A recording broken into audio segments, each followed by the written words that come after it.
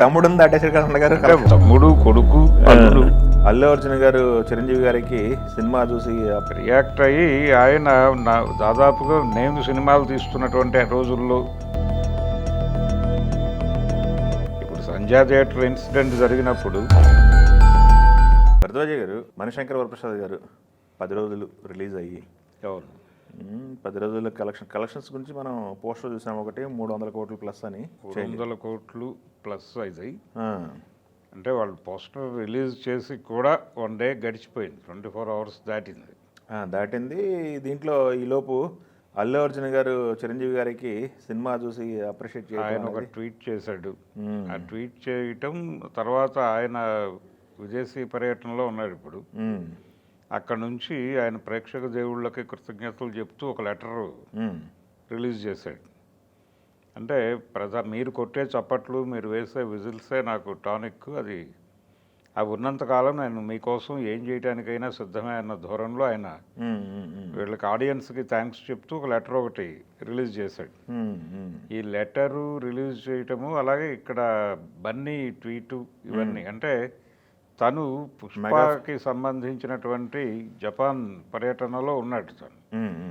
అందుకని అక్కడి నుంచి వచ్చిన తర్వాత బహుశా సినిమా చూసుంటాడు. తను చూసి రియాక్ట్ అయ్యాడు. కానీ నిజానికి ఆ సినిమా రిలీజ్ అయిన రోజు మార్నింగ్ షో చూసి అల్లు అరవింద్ గారు రియాక్ట్ అయ్యాడు అక్కడ మీడియా ముందు. అవునవును, రియాక్ట్ అయ్యి ఆయన దాదాపుగా నేను సినిమాలు తీస్తున్నటువంటి రోజుల్లో చిరంజీవిని చూసినట్టుంది అన్నాడు ఆయన. ఆ రోజు చించేశాడు అన్నాడు. చించేశాడని చెప్తూనే, అంటే వాళ్ళ గీతా ఆర్ట్స్లో చిరంజీవి గారు యాక్ట్ చేస్తున్నటువంటి ఎర్లీ డేస్లో అప్పటి ఎనర్జీ కనిపించింది నాకు అనటం అనేది కీలకం ఆయన మాట్లాడిన దానిలో. కాబట్టి ఇవన్నీ చూస్తే అంటే ఇప్పుడు ఈ బన్నీ మాట్లాడిన దాని మీద ప్రపంచం అంటే వీళ్ళిద్దరి మధ్య ఏదో ఉంది, 2 కుటుంబాల మధ్య అనేది ఒక చర్చ చాలా కాలంగా నడుస్తోంది.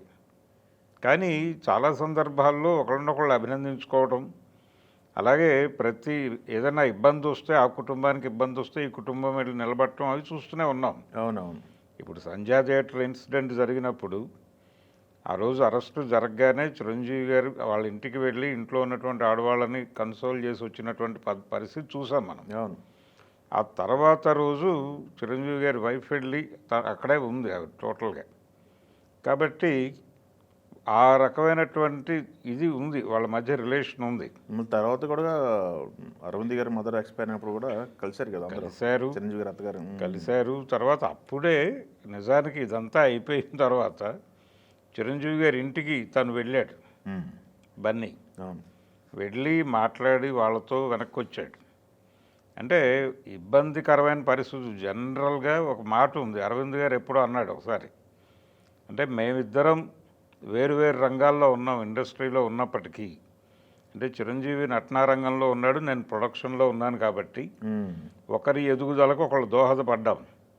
చిరంజీవి మెగాస్టార్ అవటం వెనకాల ఈయన పాత్ర ఉంది, అలాగే ఈయన అగ్ర నిర్మాతగా మారటం వెనకాల ఆయన పాత్ర కూడా ఉంది. అలా ఒకళ్ళకొకళ్ళు ఎన్హాన్స్ చేసుకుంటూ ఇద్దరూ ఎదిగారు. అయితే మా పిల్లలు ఒకే రంగంలో ఉన్నారు ఇప్పుడు అన్నాడు ఆయన. అంటే తను ఎప్పుడైతే హీరో అయ్యాడో, స్టార్డమ్ వచ్చేసిందో, అనివార్యంగా పోటీ ఉంటుంది అక్కడ. పోటీ ఖచ్చితంగా స్పర్ధతో కూడుకున్నటువంటి పోటీ అయి ఉంటుంది. అది కేవలం రామ్ చరణ్తోనే కాదు, చిరంజీవి గారు మళ్ళీ నటనా రంగంలోకి వచ్చిన తర్వాత ఆయన సినిమాతో కూడా పోటీ ఉండి తీరుతుంది. ఇప్పుడు ఈ సినిమాకి సంబంధించి మణిశంకర్ వరప్రసాద్ గారు ఈ సినిమా లోకల్ మార్కెట్లో బిగ్గెస్ట్ రెవెన్యూ కలెక్ట్ చేసినటువంటి సినిమాగా నిలబడబోతోంది. ఒక రకంగా పాన్ ఇండియా మార్కెట్లోకి ఎంటర్ అయినటువంటి సినిమాలు నమోదు చేస్తున్నటువంటి కలెక్షన్స్ లెవెల్లో ఇది కనిపిస్తోంది. ఇక్కడ మన తెలుగు మార్కెట్లోనే. తెలుగు మార్కెట్ మ్యాక్సిమం కర్ణాటక నుంచి కూడా ఉంది దీనికి రెవెన్యూ. ఇవన్నీ కలిపి లోకల్ మార్కెట్ అంటున్నాం మనం. అదే తెలుగు లాంగ్వేజ్ అంతే. తెలుగు లాంగ్వేజ్లోనే ఇది ఇప్పటికీ 300 క్రాస్ అయిపోయింది. అది 400 వెళ్తుందా, 500 దాకా నడుస్తుందా అనేది వేరే గొడవ. అదే ఒకవేళ 500 వరకు నడిస్తే అది పాన్ ఇండియా మార్కెట్లో ఒక రేంజ్ సినిమాకి వస్తున్నటువంటి కలెక్షన్స్. అంటే ఆ రేంజ్ వసూళ్ళు ఇక్కడే జరుగుతున్నాయి అన్నప్పుడు తెలుగు మార్కెట్ కెపాసిటీ ఏమిటి, ఇది ఎంత కలెక్షన్ వస్తుంది ఇక్కడ అనటానికి బెంచ్ మార్క్ సినిమాలు ఉన్నాయి చాలా సందర్భాల్లో. ప్రతిసారి ఒక్కొక్క సినిమా ఒక బెంచ్ మార్క్ సెట్ చేసుకుంటూ పెడుతోంది. అలా ఇప్పుడు ఈ సినిమా ఒక బెంచ్ మార్క్ సెట్ చేసే మూడ్లో కనిపిస్తోంది వసూళ్ల పరంగా చూస్తే. కనుక ఇది లోకల్ మార్కెట్లో ఇప్పుడు దీన్ని బీట్ చేయటం అనేది ప్రోగ్రామ్ అవుతుంది. నెక్స్ట్ రాబోయేటువంటి బన్నీ సినిమా అయినా లేకపోతే చరణ్ పెద్దీకైనా ఇది టార్గెట్ అవుతుంది తెలుగు మార్కెట్ వరకు. కాబట్టి తెలుగు మార్కెట్లోనే ఈ రేంజ్ వసూళ్ళు వస్తే డెఫినెట్గా పాన్ ఇండియా వసూళ్లలో వాళ్ళు 1000 కోట్లు దాటుతారు. 1000 కోట్లు దాటితే తప్ప హిట్ కాదు అనే పరిస్థితి వచ్చేసింది అక్కడ. అవును. అందుకని ఇది ఒక బెంచ్ మార్క్ క్రియేట్ చేస్తున్న సినిమా కాబట్టి దీని మీద పోటీ ఉంటుంది అనివార్యంగా. రేపు ఆయన సినిమా రిలీజ్ ఉంది కదా, ఇప్పుడు అట్లీతో చేస్తున్నటువంటి సినిమా. అవును, అల్లు అర్జున్ది. అలాగే పెద్ద ఈ రెండూ పోటీ పడతాయి ఈ సినిమాతో. సో వీళ్ళిద్దరికీ పోటీగా చిరంజీవి గారు మళ్ళీ కొత్త రికార్డులు నెలకొల్పుతూ గోల్స్ సెటిల్ చేస్తున్నాడు. ఆయన వీళ్ళకి టార్గెట్లు ఫిక్స్ చేస్తున్నాడు. అదొకటి మాట్లాడుకోవచ్చు. మనం సంక్రాంతికి వస్తున్నానికి మన ఓజీ పోస్టర్ పడినారు. ఓజీ పోస్టర్ కూడా దాటేసింది. అంటే తమ్ముడుని దాటేసారు కదా. ఓజీ గురించి ఎందుకు మాట్లాడట్లేదు అంటే అది కూడా వాళ్ళు పాన్ ఇండియా సినిమాగానే చెప్పారు. అఫ్ కోర్స్, బట్ వచ్చిన కలెక్షన్స్ ఇక్కడే కానీ పాన్ ఇండియా మార్కెట్లో ప్రాపర్గా పుష్ అవ్వలేదు అది తెలుగు మార్కెట్. దాంతో దాదాపుగా దానికి వచ్చిన రెవెన్యూ అంతా ఇక్కడి నుంచి వచ్చింది, తెలుగు మార్కెట్ నుంచి వచ్చింది. కానీ దాన్ని దాటేసింది ఆల్రెడీ అయిపోయింది. అది గ్రాస్ కలెక్షన్స్ పడిపోయినాయి, పోస్ట్ వచ్చేసింది. తర్వాత నెమ్మదిగా ఇది ఒక కొత్త ల్యాండ్ మార్క్ క్రియేట్ చేసే మూడ్లో ఉన్నారు వాళ్ళు. కాబట్టి ఇప్పుడు ఈ గోల్ని రీచ్ అవటం అనేది అందరికీ ప్రోగ్రామే. నెక్స్ట్ ఇమీడియట్గా రాబోతున్న సినిమాలు అంటే పెద్ద సినిమాలో పెద్ద ఒకటి ఉంది, ఉస్తాద్ భగత్ సింగ్ ఉంది. అవును, అంటే తమ్ముడు కొడుకు కాదు తమ్ముడు కొడుకు అల్లుడు తమ్ముడు కొడుకు అల్లుడు సినిమాలు ఉన్నాయి. కాబట్టి ఈ ముగ్గురు ఆ దగ్గరికి వెళ్తారా అనేది చూడాలి. పవన్ కళ్యాణ్ మ్యాక్సిమం అది లోకల్ మార్కెట్ సినిమా. నేను చెప్పేది లోకల్ మార్కెట్ గురించి. తెలుగు మార్కెట్ వరకు అది ఇప్పుడు దాన్ని క్రాస్ చేయడం అనేది ప్రోగ్రామ్గా మారింది. వీళ్ళకి ఒక గోల్ సెట్ చేశాడు ఆయన. రాబోతున్న పెద్ద సినిమా ఏదైనా. రెండోది 70 ఇయర్స్ వచ్చిన తర్వాత ఇండస్ట్రీలో యాక్టివ్గా ఉంటూ ఇలా గోల్ సెట్ చేయటం అనేది ఇంతకుముందు ఎవరికీ జరగలేదు. నిజానికి అమితాబ్ బచ్చన్ గారు చేస్తున్నప్పటికీ ఆయన ఆ ఏజ్కి తగ్గ క్యారెక్టర్లు అవేవో చేస్తూ నడుపుతున్నాడు ఆయన. అంతే తప్ప క్యారెక్టర్ రోల్స్ చేస్తున్నాడు తప్ప ఇలా చేయట్లా.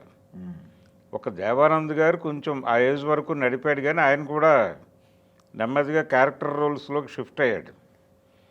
ఒక చిరంజీవి మాత్రమే అంటే రజనీకాంత్ గారు చేస్తున్నారు కానీ అది పాన్ ఇండియా అయినప్పటికీ తను చేస్తున్నటువంటి క్యారెక్టర్స్లో ఈ తరహా ధోరణి ఎక్కడా పెట్టుకోవట్లేదు ఆయన.